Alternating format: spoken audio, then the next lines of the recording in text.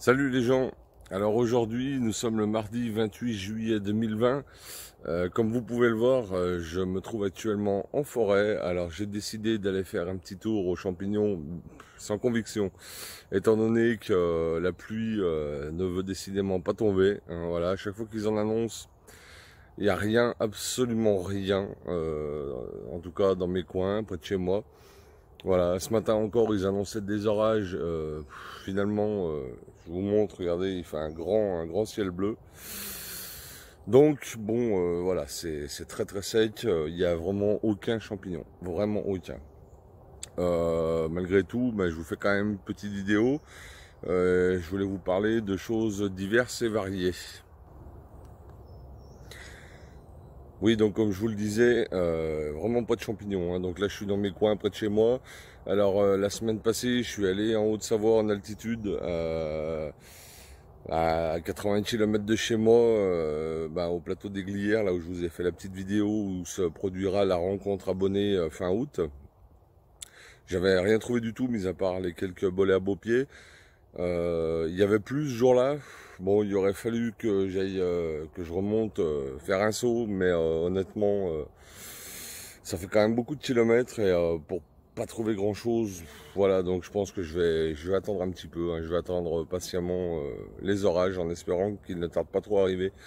Ouais, d'habitude les autres années, là où je me trouve, il y a vraiment beaucoup de champignons. J'y trouve des girolles, j'y trouve des cèpes. Bientôt les oranges, hein, vers le 10 août. Donc j'espère vraiment que d'ici là, ça va pouvoir mouiller la terre. Je suis allé en Savoie également, je n'ai rien trouvé non plus. J'ai fait énormément de kilomètres, rien à faire. Tant pis, c'est comme ça. Donc là, je voulais vous parler, enfin, ou vous reparler des noms vernaculaires. Donc les noms vernaculaires, qu'est-ce qu'un nom vernaculaire? C'est un petit peu le surnom qu'on va donner aux champignons. Voilà, donc je reviens un petit peu là-dessus. Pourquoi? Parce que ça revient souvent dans les commentaires ou alors voilà sur Facebook notamment, des gens qui sont un petit peu, je dirais, contre le fait de donner le nom latin des champignons, dans le sens où pour eux ça ne sert à rien, c'est compliqué et c'est un petit peu entre guillemets se la péter que de donner un nom latin. Donc non, pas du tout. En fait, il faut appeler un chat un chat. Voilà, donc un champignon, le champignon a un nom propre et un seul nom. Voilà, et suivant les régions, comme je vous l'avais déjà expliqué, les noms vernaculaires, donc les surnoms qu'on va donner aux champignons peuvent différer suivant les régions. Hein, je pense par exemple au cèpe des pins. Si vous, le cèpe des pins, c'est un cèpe, le Boletus pinophilus, c'est le nom du cèpe des pins. Donc c'est un cèpe noble, un bolet noble. Dans le sud, c'est tout autre chose, voyez, etc. C'est vraiment, ou alors comme qu'est-ce que je pourrais vous citer comme exemple, voilà, si on parle d'une vachotte, enfin voilà, c'est une golmotte. Bon, ça c'est plus des noms, on va dire courants, mais comme les pitbulls, enfin toutes ces choses-là, vous voyez, ce qui est important pour bien identifier un champignon, c'est vraiment de donner son nom, hein, voilà. C'est comme, je sais pas, je pourrais vous trouver quoi comme exemple, si vous donnez des surnoms aux gens, admettons, si quelqu'un vous donne une information et vous dit, par exemple, tiens, tu diras ça à Nono, vous allez réfléchir, Nono, ouais, ok, je connais un Nono, peut-être que des Nonos, vous en connaissez plusieurs. Voyez, et du coup l'information vous n'allez pas la donner au bon nono. Vous voyez un petit peu ce que je veux dire, hein, c'est voilà, je sais pas, je pense que c'est ce que je dis est compréhensible. Donc, dans la mesure du possible, alors c'est pas évident, hein, c'est pas forcément évident, hein, de donner les noms latins, surtout que c'est à prononcer, c'est parfois difficile. On a tendance à choisir la facilité, mais voilà, pour être vraiment sûr de l'identification d'un champignon, il est important d'en connaître le nom latin. Ça fait aussi partie de l'apprentissage. Voilà, hein, si vous vous adressez à des mycologues, si vous leur parlez de girolles, etc., pour eux, ça veut rien dire. Ouais, ça veut rien dire. Et à la limite, ils vont vous rigoler au nez et ne vous répondront jamais. Le champignon a un nom et un seul nom. Voilà. Donc ça, c'était pour la partie des noms vernaculaires. Alors, on a eu le cas là très récemment sur le groupe Facebook. D'ailleurs, le groupe Facebook, je vous remets le lien en commentaire sous cette vidéo. Si vous voulez nous y rejoindre, c'est avec grand plaisir.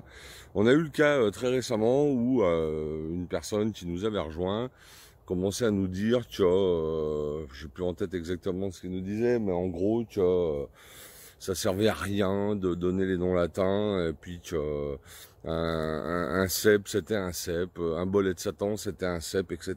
Non, donc pas du tout. Il existe 4 ceps, hein, seulement 4, et des bolets il en existe des quantités phénoménales. Les ceps sont des bolets, mais tous les bolets ne sont pas des ceps. Vous voyez, donc non, donc cette personne a été virée du groupe, hein, puisqu'en plus elle a été vraiment désagréable dans ses propos, donc rien à faire de gens comme ça. Et il est hors de question de laisser dire qu'un bolet de Satan est un cep, absolument pas. Hein. Donc on va pas jouer les tatillons non plus, on va pas exiger des noms latins, etc. Mais dans la mesure du possible, c'est bien de le donner. Moi, en général, j'essaie de donner les deux. Vous voyez, si je trouve une girole pruneuse, je vous dis, ben voilà, je vous donne les deux noms. La girole pruneuse, qui est un petit peu plus accessible, on va dire, aux novices, et l'identification, son nom officiel, la Cantarellus palens. Vous voyez, donc c'est important, et en plus, c'est une bonne manière d'apprendre, même si ça peut paraître difficile, on assimile mieux, je trouve, avec le nom latin. Voilà. Après, on sait vraiment de quoi on parle. Et si quelqu'un vous dit, je sais pas, vous parlez avec quelqu'un d'une autre région qui vous dit, moi j'ai trouvé tel champignon, moi il y a des fois ça me parle pas. Ça me parle pas. Moi, vous voyez, si quelqu'un me dit dans le sud, ben, j'ai trouvé des cèpes d'épins, bon pour moi c'est des Pinophilus. Vous voyez, c'est le cep d'épins. Donc on peut se tromper là-dessus, vous voyez. Donc il faut vraiment faire attention. Donc c'est en aucun cas histoire de se la péter ou quoi que ce soit. Non, c'est vraiment, voilà, on appelle un chat un chat. Hein, voilà. Voilà, je tenais à revenir là-dessus pour que les choses soient bien claires. Voilà, je voulais vous parler aussi, ou vous reparler également. Donc là, je vais peut-être pas me faire des amis entre guillemets, mais des fausses idées reçues concernant les champignons. Donc déjà la lune n'a aucune influence sur les champignons. Alors ça c'est pas moi qui le dis, hein, pas du tout. Moi je lis des bouquins, j'écoute des reportages, je discute aussi avec des mycologues, dont certains très connus. Et vraiment il y a eu d'ailleurs je vous en avais parlé dans d'autres vidéos de la playlist les 50 règles d'or du cueilleur de champignons. Où je m'étais inspiré d'un bouquin de Guillaume Messartier. Il y a des tests qui ont été faits, notamment en Suisse, je crois, sur plusieurs années, qui ont prouvé que la Lune n'avait aucune influence sur la pousse des champignons. Bon, voilà. Après, c'est des légendes, chacun croit ou ne croit pas. Ça n'a pas une grande importance. Le principal, c'est de trouver des champignons. Voilà, je voulais aussi revenir sur le fait de goûter les champignons. Alors il y a beaucoup de gens qui me disent c'est dangereux de goûter les champignons, etc. Donc je l'avais déjà dit, je vais le redire. Encore une fois, ça c'est pas moi qui l'invente, hein, parce que moi j'invente rien du tout. Hein, j'ai jamais étudié la mycologie, mais voilà, je me base sur ce que j'apprends. Je pense pouvoir faire confiance à des grands mycologues tels que Guillaume Messartier. Hein, voilà. Donc goûter un champignon, je vous le redis, ça n'a aucun danger, même un champignon mortel. Alors attention, je vous incite pas à le faire, je vous dis pas qu'il faut le faire, mais voilà, dans les faits, ça n'a aucun danger. Ce qui est dangereux, c'est d'avaler le champignon. Voilà. Le champignon, il faut que vous l'avaliez, qu'il passe dans l'organisme, etc. et que ça aille dans le sang. Voilà, c'est là que c'est dangereux. Si vous n'avalez pas le champignon, vous ne risquez rien. C'est pour ça que, suivant les espèces, notamment les russules, il est important de goûter un petit bout du champignon pour en apprécier la saveur. Voilà. Alors, vous prenez un petit bout du chapeau en général, hein, vous mastiquez, un petit moment, quelques secondes, une minute, et comme ça vous avez le goût du champignon, vous avez sa saveur, vous voyez. Et vous ne risquez rien, vous recrachez, vous ne risquez rien. Alors attention à ne pas avaler, parce que des fois par réflexe, on peut avoir tendance à avaler ce qu'on a dans la bouche. Donc voilà, bien sûr, à éviter, hein. Mais tout ça pour vous dire qu'il y a des grands mycologues qui goûtent les amanites phalloïdes qui sont très mortels. Pour en apprécier la saveur, ils ne risquent rien. Voilà. Donc encore une fois, hein, je vous incite pas à le faire. Surtout pas avec les enfants, parce que les enfants, bien sûr, voilà, hein, ils pourraient avaler facilement un morceau de champignon. Mais dans tous les cas, vous ne risquez rien si vous recrachez le champignon. Ça, c'est une certitude. Soyez-en certains, vous ne risquez rien. Voilà, c'est comme une autre idée reçue. Alors, mélanger les champignons. Alors, il faut savoir qu'un champignon toxique ne contaminera jamais un champignon sain. Vous pouvez faire toucher un cèpe de Bordeaux avec une amanite phalloïde, vous pouvez les mettre en contact. Le champignon vénéneux ne contaminera jamais le champignon comestible. Ça, c'est une certitude aussi. Par contre, ce qui est dangereux, c'est que dans votre panier, si vous mélangez plusieurs espèces de champignons, c'est au moment du nettoyage qu'il y a un petit morceau d'un champignon vénéneux qui se glisse parmi vos comestibles. Vous voyez? Excusez-moi, je me fais attaquer. Pardon. Voilà, donc c'est ça qui est dangereux, hein, éventuellement. Mais deux champignons qui se touchent, bah, vous ne serez pas malade pour autant. Vous ne contaminerez jamais un autre champignon. Voilà. Ça c'était pour la partie donc des champignons qui se touchent les uns les autres. J'ai pris quelques petites notes pour voir ce que je voulais vous parler. Et bien sûr aussi, je voulais vous le redire, enfin surtout pour les novices, si vous allez aux champignons, jamais de sac plastique. Jamais vous ne mettez vos champignons, votre cueillette dans des sacs plastiques. Ça accélère la fermentation.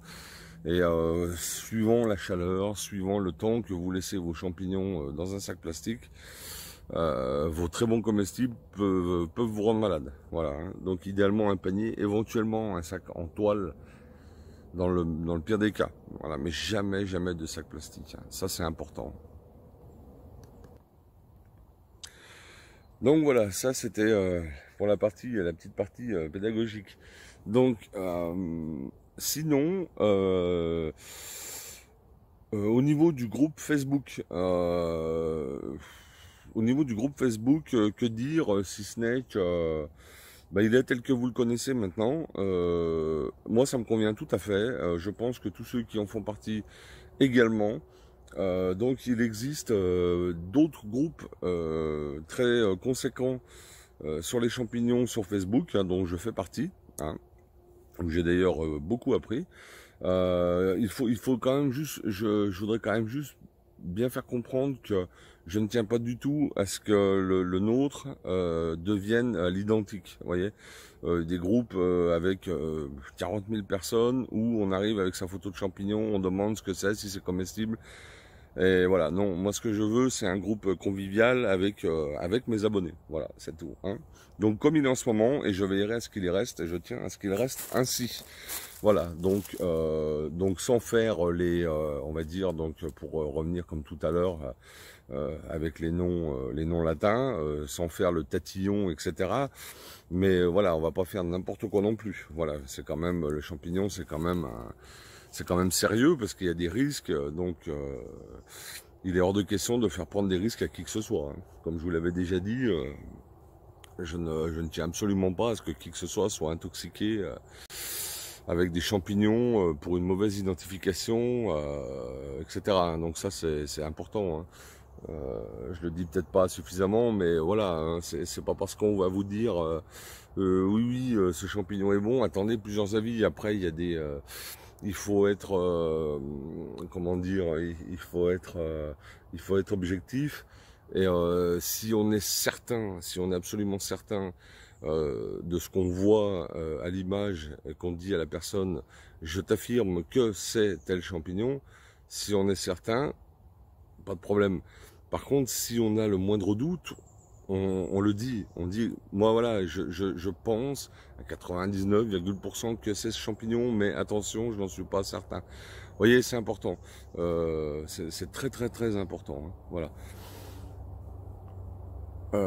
Sinon, je voulais remercier spécialement Maher Urbex. Maher Urbex qui a eu l'extrême gentillesse de me mentionner dans ses vidéos, qui s'est abonné à ma chaîne. D'ailleurs, je te remercie Eric, hein, je crois. Je vous invite à aller faire un tour sur sa chaîne également. Parce que Maher Urbex, donc comme son nom l'indique, il fait le d'urbex, mais pas que. C'est des vidéos très bien réalisées déjà, où il traite un petit peu un petit peu de paranormal, il y a des sorties nocturnes. J'ai encore pas tout vu ces vidéos, mais le peu que j'ai vu, c'est vraiment très très prenant et super intéressant. Donc rien à voir avec les champignons, hein. Mais par contre, dans son genre à lui, vraiment, on sent que c'est un passionné.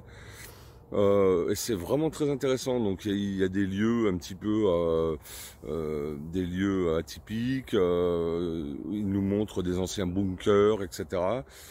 Et il explique très bien tout ça. Enfin vraiment, je vous invite à aller jeter un œil par vous-même. Ça sera plus parlant que moi comme je vous le raconte. C'est vraiment immersif et vraiment génial. Donc je vais vous mettre son lien en commentaire également. Maher Urbex, hein, je vous marque le nom aussi là, sur la vidéo. Allez y faire un saut. Et puis en plus c'est vraiment un gars sympa. Voilà. Donc merci à toi Eric pour tes mentions à mon égard. Ça fait toujours plaisir. Voilà. Voilà, et pour terminer, j'en avais déjà parlé il y a quelques mois dans une de mes vidéos où je réfléchissais, je vous disais que je réfléchissais à faire une forme de petit concours avec quelques petits lots en récompense en fin d'année. Donc je me heurte à un problème, c'est-à-dire que je voudrais vraiment que ce concours et que éventuellement ces récompenses, enfin, il y aura des petites récompenses, hein, les gens, vous l'aurez compris, c'est vraiment histoire de marquer le coup, mais voilà, j'aurais vraiment souhaité que ça soit destiné uniquement à mes abonnés, vous voyez, parce qu'alors moi on est 300, à l'heure où je vous parle, on est 346, enfin vous êtes 346, d'ailleurs je vous remercie tous. Mais je n'ai pas moyen, si vous voulez, de voir qui est mes abonnés, enfin le nom de mes abonnés. Alors à part certains, mais alors je sais qu'on peut se mettre en incognito sur quand on s'abonne à une chaîne. Alors je sais pas si c'est volontaire ou pas, mais du coup je ne vois pas tous mes abonnés. Et j'aurais vraiment voulu que ce petit concours là, de fin d'année soit destiné qu'à mes abonnés, parce que j'ai beaucoup de viewers, hein, de gens qui regardent mes vidéos mais qui ne s'abonnent pas. Et le but, c'est vraiment de faire participer et de récompenser mes abonnés. Hein. Ça me paraît logique pour eux, enfin pour vous. Voilà, donc je sais pas trop comment faire et je n'arrive pas à mettre une vidéo visible uniquement par mes abonnés. Voilà, donc je suis un petit peu ennuyé. Alors je réfléchis à tout ça, mais pour le moment, je vais trouver la solution, mais pour le moment, je ne l'ai encore pas. Mais c'est toujours d'actualité et j'y pense. Hein. Et notamment, là, ça sera un petit concours aussi sur Facebook avec un lot surprise en fin d'année. Alors un petit concours que je vais lancer les hostilités, je pense, dès aujourd'hui.